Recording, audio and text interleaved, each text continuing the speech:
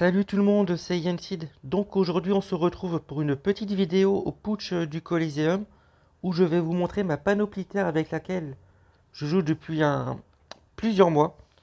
Et pour moi c'est la meilleure panoplie terre du jeu. Donc je joue en panoplie colosso lunaire.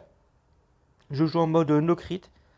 Déjà ça enlève la frustration de pas crit au moment qu'il faut. Et puis quand même le rock c'est au rendez-vous et surtout c'est la plus polyvalente, vous allez comprendre pourquoi après.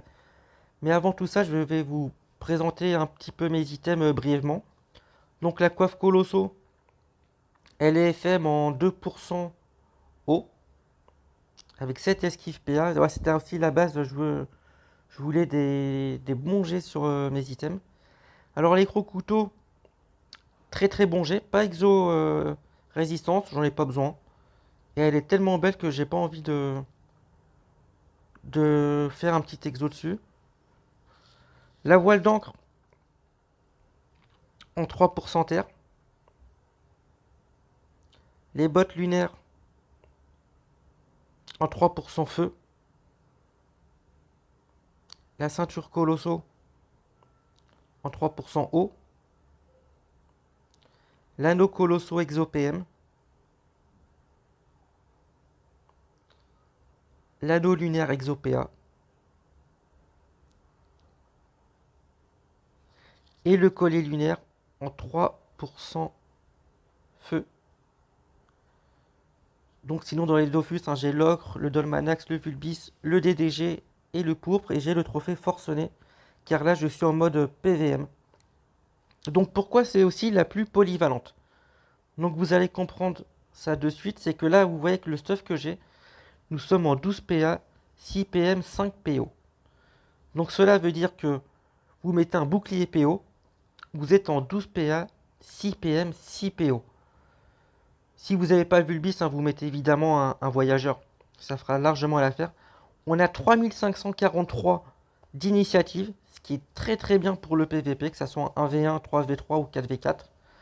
On a 1363 de force, mais bon, c'est un peu faussé parce que j'ai la hache légendaire niveau 15 qui donne 90 de force. Donc sinon, nous sommes à 1270 de force, si je ne me trompe pas. Donc voilà, donc ça reste quand même très correct.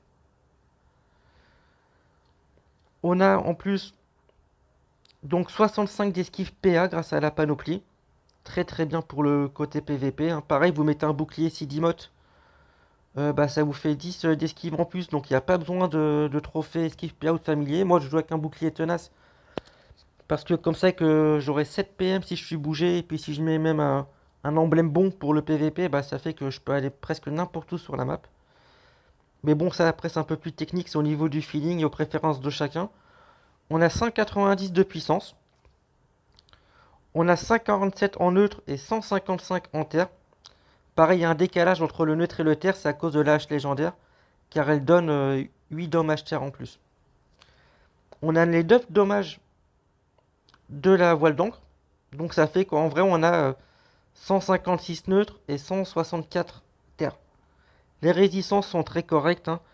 10 neutres, 25 terre, 28 feu, 25 eau et 35 air avec le FM que j'ai fait sur ma panneau. On a 30 résistances coup critique grâce à la hache. Et puis on a pas mal de réfixes. Alors si vous mettez un Scarador pour le PVP, qui est bien modulé, vous pouvez tomber dans les 35 res terre, feu, eau et air. Ou sinon vous mettez un Marcassa de combat, ça reste très très correct, avec 15 en neutre, 30 en terre, 33 en feu, 30 en eau et 35 en air. Donc c'est très correct, avec en plus le petit bonus de puissance du Marcassin. Et on tombe à 260 de puissance. On enlève le forcené pour mettre un émeraude et on a 4709 PV. Ça, c'est pour les persos qui jouent en 12 PA comme moi. Mais bon, s'il y en a qui aiment jouer en 11 PA ou pour d'autres classes où vous êtes en 11 PA et 6 PM, vous enlevez le voile d'encre, vous mettez une capologie pour avoir le PM, vous enlevez le Vulbis, vous mettez un d'origami et vous avez 80 res critiques en plus du Rox et des résistances. Donc vous voyez, c'est la panoplie quand même quasiment parfaite pour les persos mono élémentaires. Mais bon, passons. Là, on revient sur la panoplie PVM et je vais vous faire le plus beau tour possible au putsch. Et vous allez comprendre pourquoi en fait je joue avec le croc-couteau en PVM. Parce que tout simplement j'ai un super combo qui arrive au tour 4 grâce à l'exaltation. Donc là on va passer les tours, hein, on va se booster tranquillement. On va broc le putsch aussi. Et on va voir combien de PV on lui enlève sur 10 000. Donc on fait une coco à 4600 PV. Un coup de cac à 1600 PV. Et voilà l'avantage qu'il y a avec le croc-couteau par rapport à Nuncharang pour le Yop. C'est qu'on peut précis au tour 4. Et faire 3 concentrations en plus quoi. Donc ça reste insane. Et là on est sur un tour à 8300 de dégâts quoi. C'est quand même incroyable. Alors c'est vrai que c'est au putsch, c'est du 0%. Mais ça reste quand même incroyable. Je sais pas s'il y a des classes qui font autant au tour 4. Et même hein, sur du 35%, ça doit faire mal. Ça peut surprendre si on arrive à mettre en place ce full tour. Donc j'espère que cette vidéo vous a plu sur ce petit hop. Si vous voulez que je vous montre cette panoplie sur d'autres classes, comme par exemple le FK, bah, dites-le moi dans les commentaires. Et si vous voulez voir d'autres modes aussi, d'autres persos, d'autres classes que vous aimeriez envie de voir, bah dites-le, on sait jamais quoi. Si en guilde on a ces classes avec les éléments que vous souhaitez, et ben on fera une petite vidéo démonstration au putsch. Sur ce, moi je vous laisse. Allez, ciao ciao la team.